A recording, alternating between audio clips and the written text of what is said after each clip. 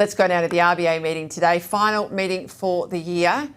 We all hope there might have been a cut to mortgage rates a few months back. Well, not only is there no cut, the bank today leaving the cash rate on hold at 3.6%.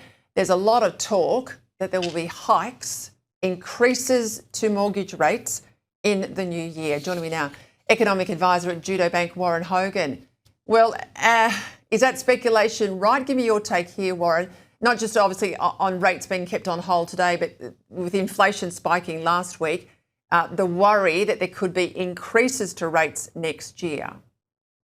Yeah, good evening, Peter. Look, the story of this economy is one of a recovery that's been building now for 6 months, and it was really quite clear that things were looking good, looking a lot better for the private sector, which is great news. But the inflation number we got a month or so ago for the third quarter was high. The RBA sort of tried to play it down a bit. The monthly number, the first time we got a monthly number for October, was high. And then the activity data in the last month has been really strong. So this economy is actually really starting to pick up some pace, and we've got no wiggle room because they never really hit the economy hard initially, and we didn't slow the economy down a lot. We've got no ability to recover without creating inflation. So we're in a situation now where they've had to now really swing from rate cuts and sort of being constructive on inflation to a situation where we never got inflation to their target, and it's now starting to pick up and move away from target. It's actually a disaster for their credibility, and I'm praying it's not going to be a disaster for this country, because history shows that once inflation starts to get away from you, you've got to chase it with lots more rate hikes. The governor alluded to that today. But the reality is they could have quite easily hiked today, and that's very much what the economy needs is higher rates. But they signalled that they're going to be raising rates next year, and probably at their next meeting in February. Help people understand that the bank's just got one lever.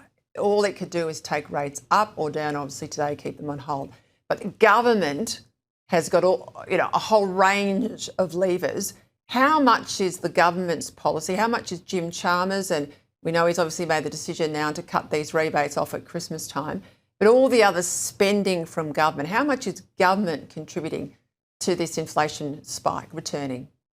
Yeah, it's very significant, and it will be, what if we have a real problem next year where they have to raise rates by 100 or 150 basis points and the economy goes into recession. That'll be because the government has increased its spending way too much. We're not going to know until after the event, but the reality is the spending increases, the recurrent spending is structurally shifted up. It's been going on for a while, almost 8 years, but this last 3 years they've accelerated it.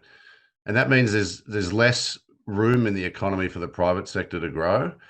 But of course, the RBA and others are saying the government was spending last year when the economy was soft. Now that the private sector is recovering, they need to pull back. And we've got some tentative evidence of a slowdown in government spending in the last national accounts. And I think we're going to see the Treasurer, not just the energy rebates not being extended. I think the MYEFO next week will be just all about cut, because he's going to hope that he can pull back spending enough to keep the rate hikes minimised.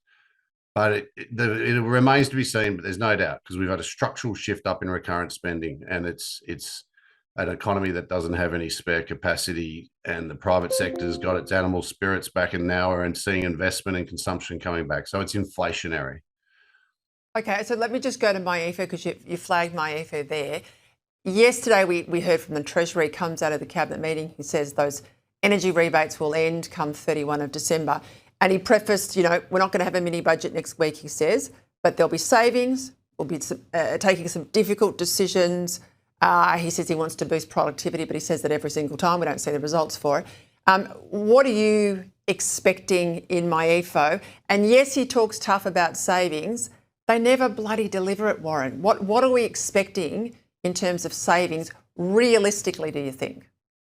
Well, not much, really. I mean, even if some of the things that have been flagged in the media in the last month are right, I mean, 7,000 public service jobs doesn't move the dial on this economy.